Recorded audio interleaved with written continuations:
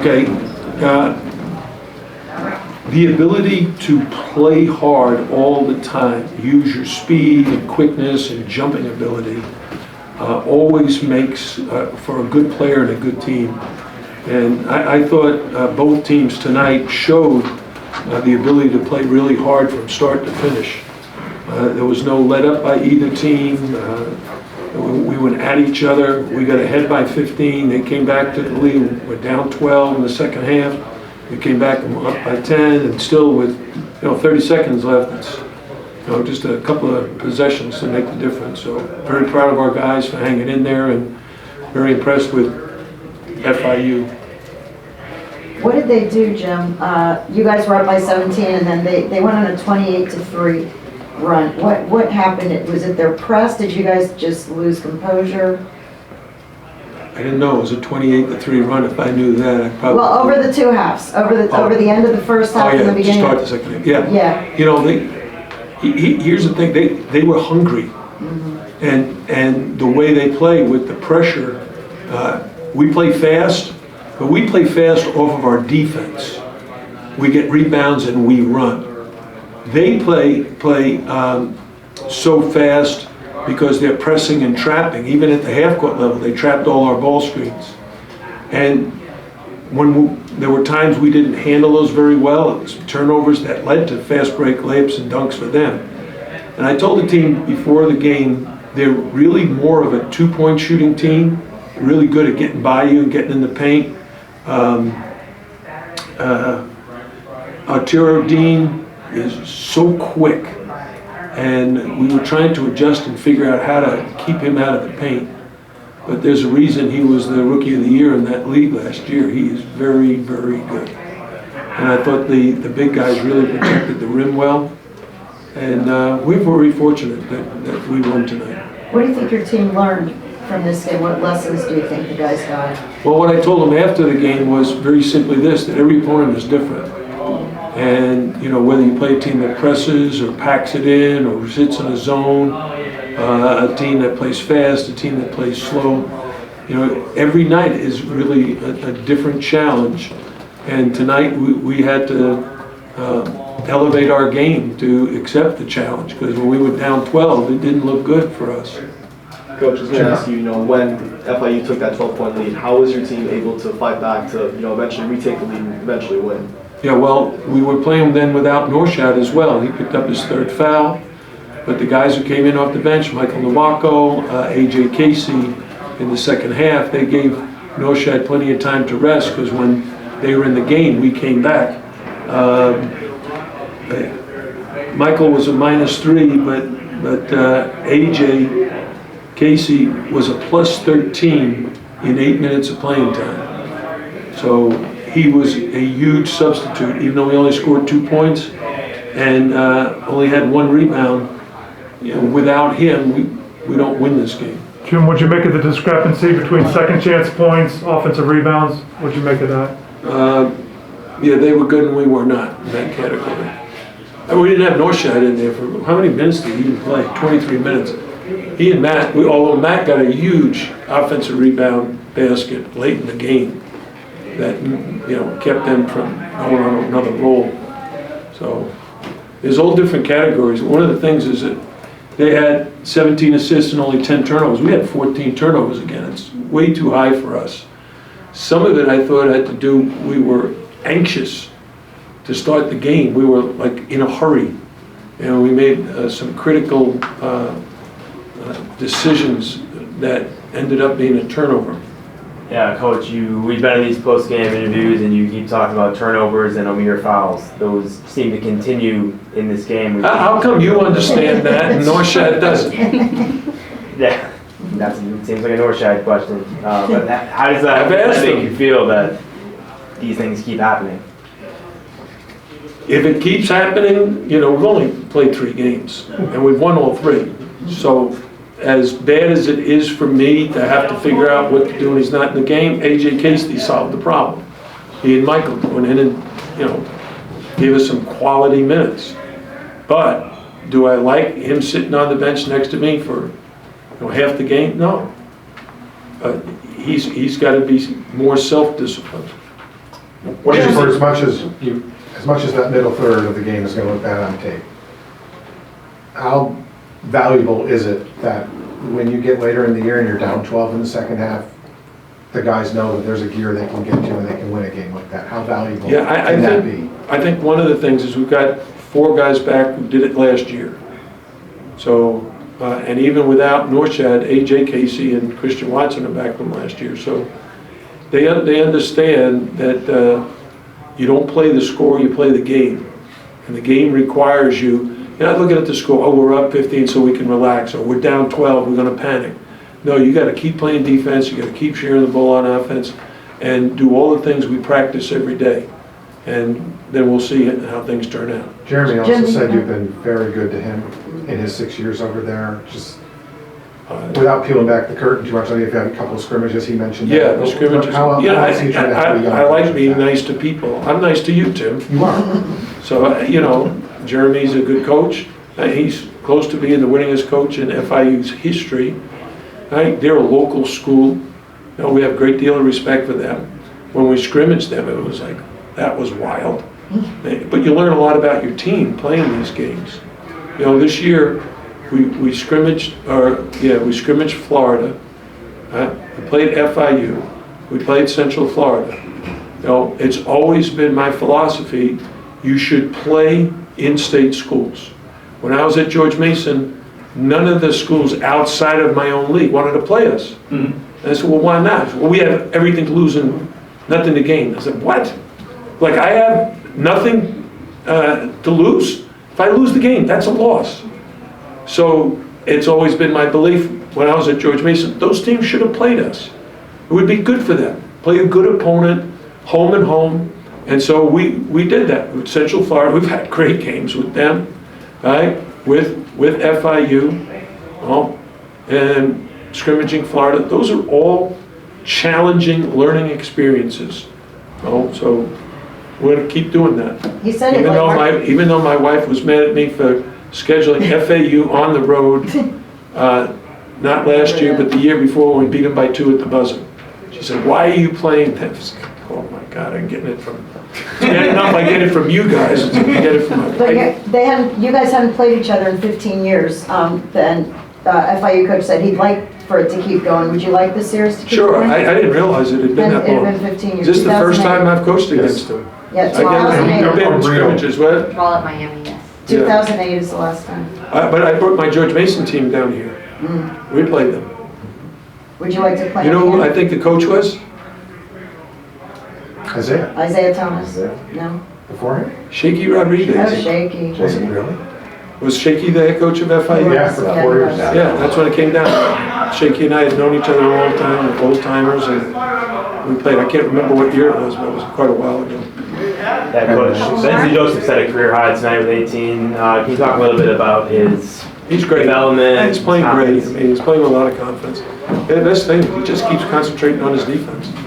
You let offense come. You don't focus on the offense because then you're distracted and then you don't play good defense. But he has really engaged himself at the defensive end of the floor, and he's allowed his offense to just materialize. And what about Matt Cleveland? Can you talk about him? Because he had a big, huge Yeah, night he's tonight. great. He's been great in practice. He's been a great addition to our program. He's a veteran. One of the nice things about having Matt Cleveland is he knew who we were before he transferred. He had interest in us because he had played against us and said, hey, I think I fit in your program. So we had to recruit him really hard. I had to make 2 trips to Tallahassee, which sometimes is not a good idea. But, he was great. He's been great. In the road for the first time after the Bahamas after this game, just what are your thoughts on, leaving watch for the first time this year? One of the things that we did in our schedule in the non-conference is we try to schedule teams from major conferences, because it bothers me that the ACC has not earned the respect that it's had for 71 years? So now we play Central Florida from the Big 12. We're going to play Georgia. Then we'll either play Providence or Kansas State. That's Big East and Big 12. Then we go to Kentucky. That's SEC. So we're challenging ourselves in the non-conference, and we hope that we can do well in the non-conference, because that's become a major part of the committee's decision in choosing who gets an at-large bid. What has Last question. I'm What sorry. has been the continuous improvement of Buka Popular?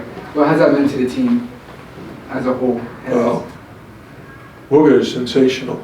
I mean, I don't know how many did he have tonight? 18. He had 18. He's a tremendous scorer, tremendous three-point shooter, tremendous free throw shooter. He can rebound. You see that rebound he got at the end of the game? And his defense has steadily improved from his freshman year, where wasn't that last year, it got better and better, and now he's really good at the defensive end of the floor. And we're going to need him. I told you, he was the leading scorer in the first game, leading scorer in the second game. That won't be the end of him being the leading scorer or setting a new career high, because he's just that good. Matthew, you had that big three-pointer to kind of get things going again in the second half for you guys. What was really behind that run, and what helped you guys, take the lead again and, eventually win the game? I would just say Coach L's calmness. The timeout, we were down, I think it was 10 or 12, and just, we had the ballot adversity. Just there's no panic, so why would I panic if our leaders panicking? So that was my big thing about it. Matthew, how valuable is it going to be as you guys get later in the year? You'll face deficits. When you're in the ACC, you're going to face deficits. Yeah. How important is it to know that you guys can dig deep and win these games? It's very important. I mean, they play really, really hard and really good. So just being able to battle back when the team's hot like that, and just to weather the storm and just keep playing the way we wanted to play in our game, and just play by play and just get it back. It's really good to see. Bensley, can you just talk about, you guys were up by 17, it looked like you had the game in hand, and then over the end of the first half, beginning of the second half, they outscored you guys 28-3. But why did that happen, do you think? What happened there, and how were you able to come back? I feel like, credit to FIU, they came out playing really, really hard. That press, they caused a lot of pressure and forced a lot of turnovers. And I felt like we kind of just got sped up, a little rushed up from what we, worked on to beat it. But we were able to have a poise down the stretch, kind of lock in together and stick more together when adversity hit. And I felt like we were able to find a way, and, shots started falling, we went on our run. And then just slow down their run as much as we can, get stops on the defensive end, and we were able to do that. Bensley, what did you see from your team that found consistent three-point looks as the game went on? It seemed very balanced in the first and second half. I felt like we were just doing a great job attacking and sharing the basketball, getting in paint touches and driving and kicking. And guys were able to hit shots, and, credit to the team for, doing a great job of sharing the ball. We work on that. It's one of our 10 habits of commitment, so we did a good job with that. Was that something Coach L at halftime said to be important to keep up in the second half and force FIU's defense to keep guessing on the perimeter? Yeah, just to attack the press and just have composure down the stretch, and we were able to do that and find open looks and knock them down. Did you ever expect that the game was going to be this hard? They had not done as well in their first two games, and you guys were rolling through the first two games. What were you expecting coming into this game? I was expecting a battle. Every team is different. Every team we're going to face, every team they probably face. And, they came out, hungry. It's a kind of a Miami, Florida battle. And, they came out playing really hard and had a lot of intensity. And, they kind of just woke us up. And, we had to just, lock in, come together as a team, play hard, and figure it out. And we were able to do that for a victory. You talked about sharing the ball. But of the 21 threes I think you guys took, it looks like 18 or 19 of them were probably wide open without seeing what the final stats are going to end up being. But not just recognizing moving the ball, but finding wide open guys beyond the arc and doing that after 3 games. What's that say about where your offense is at this point? I say our offense is doing pretty well. Sharing the ball is one of our keys, and finding the wide open shooter, making the unselfish play with the one more passes is stuff we really work on and rely on as a team. We know we're a small team, so to get those shots and knock them down is something big for us that we got to continue and keep growing on. Matt, when FIU took that 12-point lead in the second half, what was the message from coach, and was there anybody in the team that, I guess, rallied the players in the court together to, then fight back and, retake the lead later?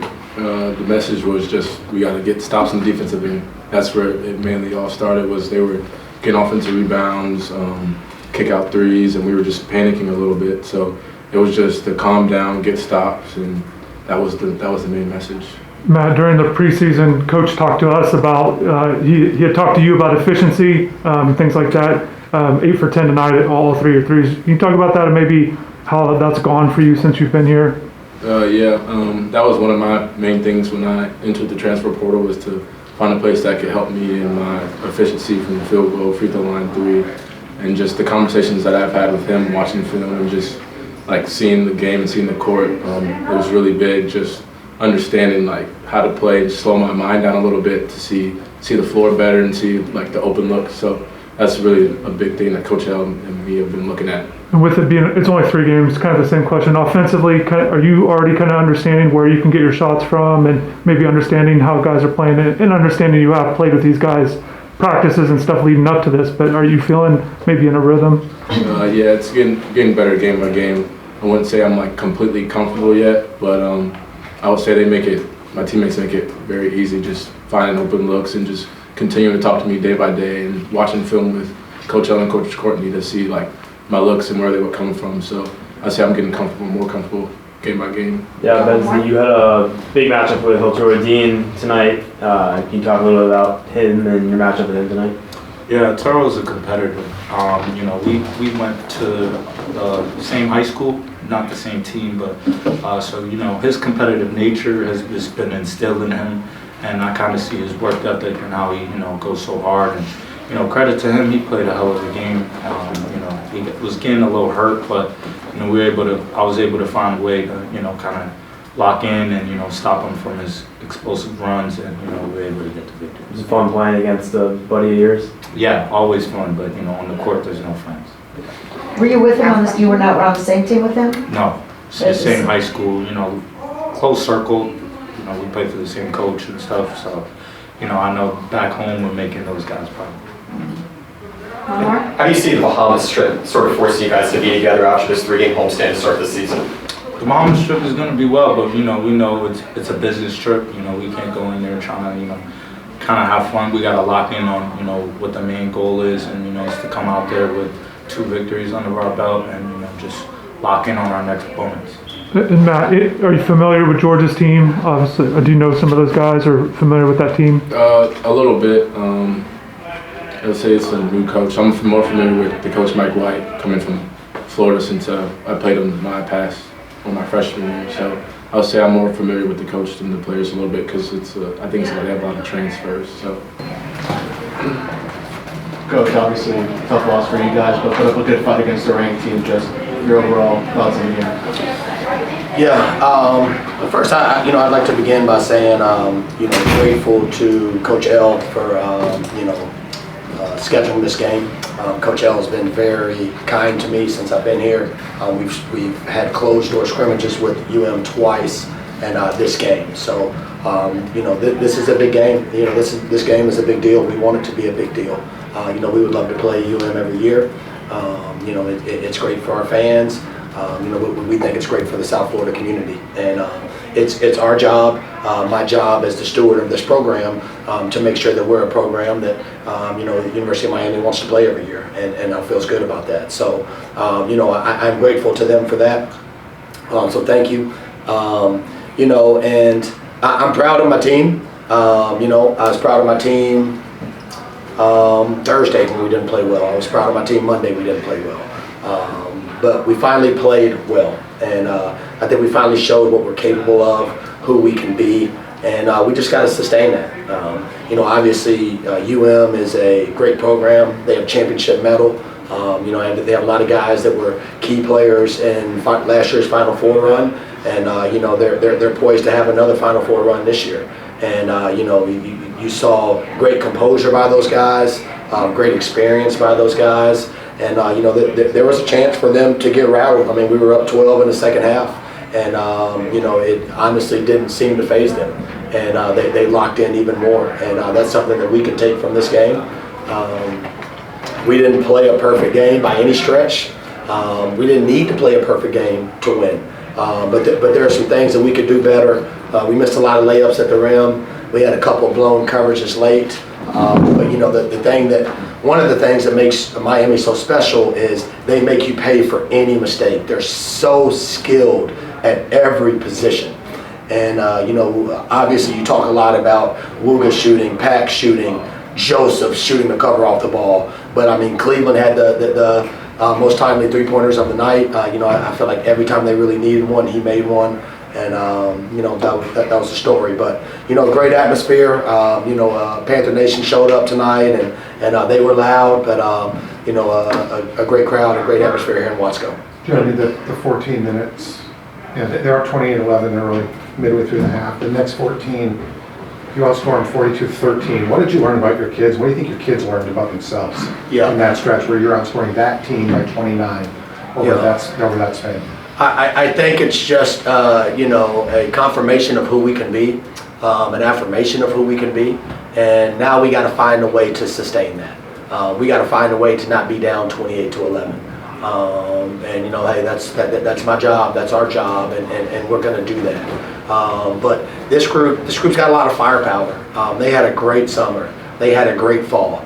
And the results didn't show that from Monday's game at UCF and Thursday's game against Charlton. And I know that, you know, for the fans and a lot of the media, this is a very results-driven business. But, you know, in the first, you know, 8 days of the season, we're all about the process. You know, had we won tonight, it would have been glorious. But, you know, we weren't going to be cutting nets down. We weren't going to be getting any trophies. We weren't going to be getting any invitations to the big dance. So right now, it's all about growth. And, you know, as a coach, we definitely prefer to grow through winning. And that's certainly going to be our aim going forward. And hopefully we can take something from this game and apply it to our next couple of opponents, because, you know, this schedule is very unforgiving. And, you know, get mad at me, you know, scheduling coach for that. But, you know, we believe in this group. You know, we believe in our character. You know, we believe in our guts. We believe we have good guts. And we'll keep fighting. What were you able to do during that stretch? There was a 28-3 stretch, the end of the first half, beginning of the second. What were you able to do? Was it your press getting to them, or what was it that you were able to do to shut them down that way? Yeah, we gave ourselves a chance. You know, anyone that would watch our first two games, we just weren't giving ourselves a chance for how much we were turning the ball over. And, you know, tonight we had a +4 turnover margin. Obviously, we would have liked to have turned them over more than those 14 times. But, you know, being at the 10 number is certainly a target goal for us. So we took care of the ball. And, you know, we really try to stress to our guys, if we take care of the ball and work our offense, we can get a great shot every time down. And, you know, we can be a real pain in the behind to guard when we don't turn it over, because the ball's changing sides. You know, we're making their big guys have to guard multiple ball screens and DHOs, and our guys were just relentless. And, you know, when we're at our best, you know, any of my 5 guys out on the court, they're going to be in attack mode, and they believe in their skills and who they are. And you saw for that stretch that, you know, we can play some ball. So we just got to do 40 minutes of it. I want to ask about Arturo Dean, because he's a local kid. Yes, ma'am. Can you just talk about his play, you know, tonight, and just in general, what he brings your team? The young man is special.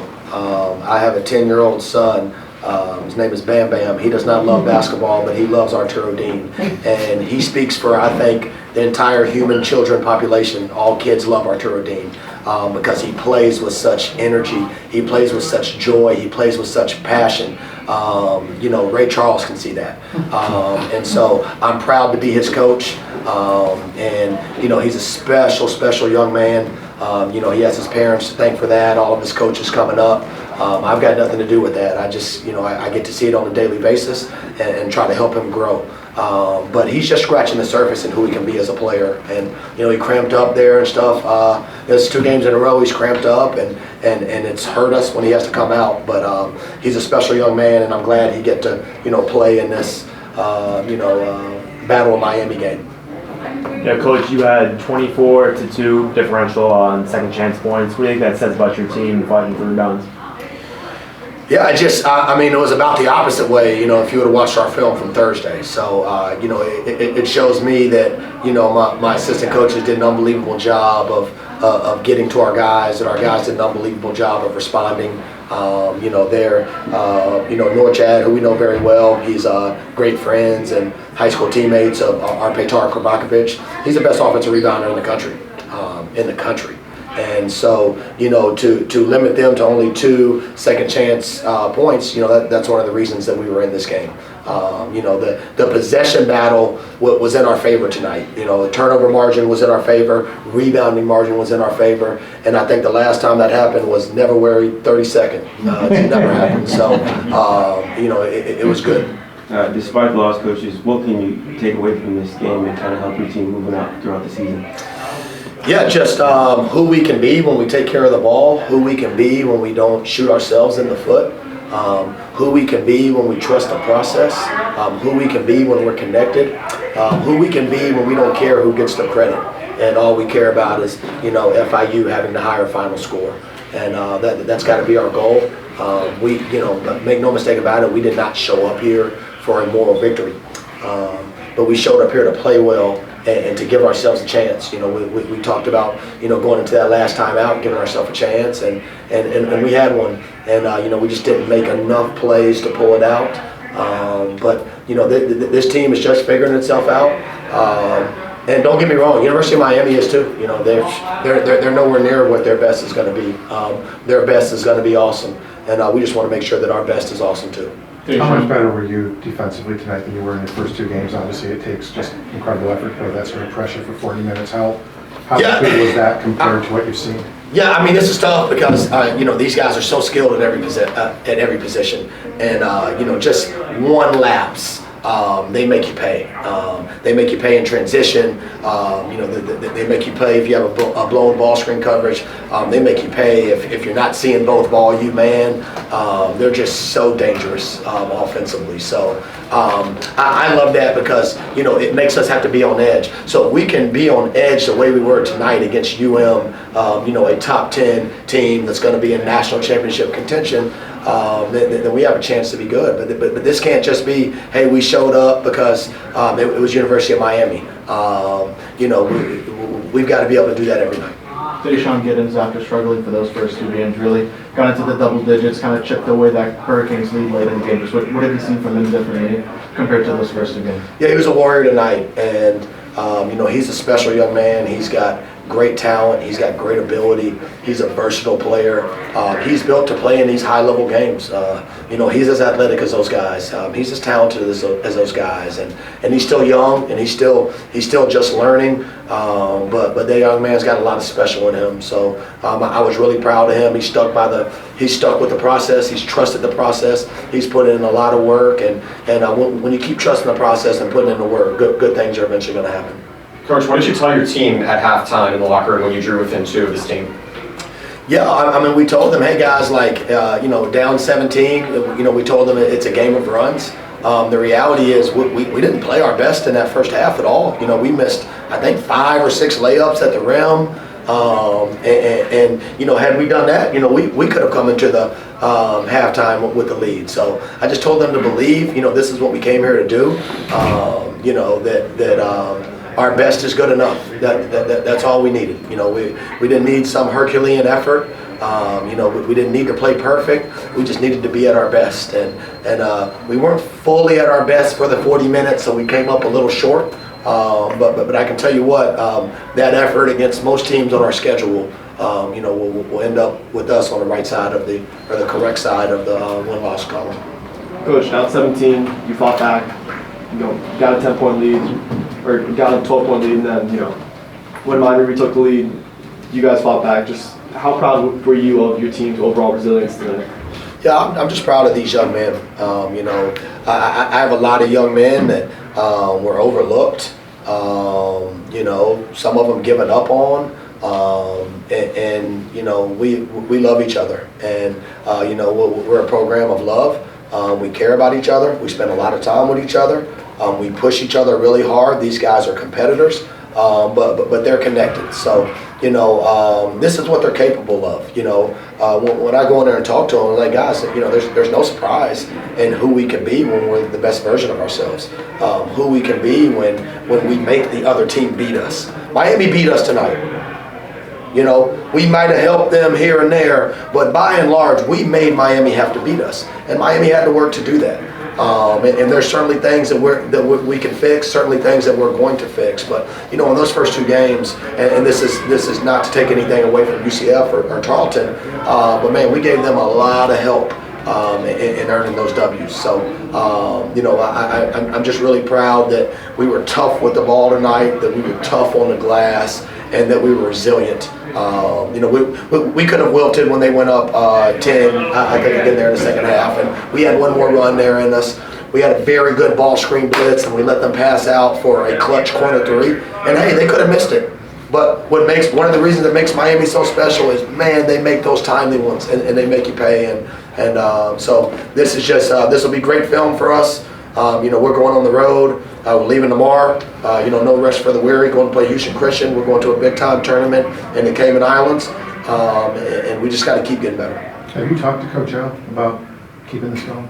Yeah, and please, I know this is not to be a public pressure to do that. I have not. We were very grateful that this happened at the last second. And again, they did not have to do this. They could have gone and gotten anybody. There's a lot of teams that would love to collect a check to play against a Final Four team down here in South Florida. So I don't want to. I'm not trying to pressure or anything like that. Obviously, we would love to do it. Our fans and the administration would love to do it. So again, we're appreciative of the opportunity.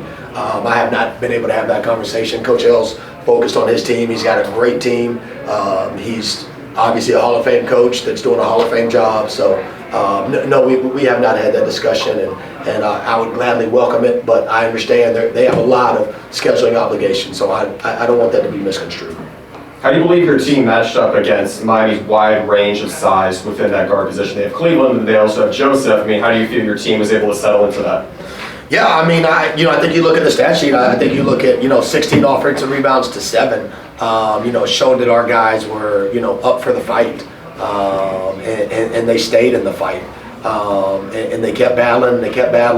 And honestly, a lot of people probably think with our team that tonight we would have just struggled to take care of the ball or struggled to keep them off the glass. We did a great job in those areas, but I really think it was their skill, their toughness and resiliency that helped them pull it out.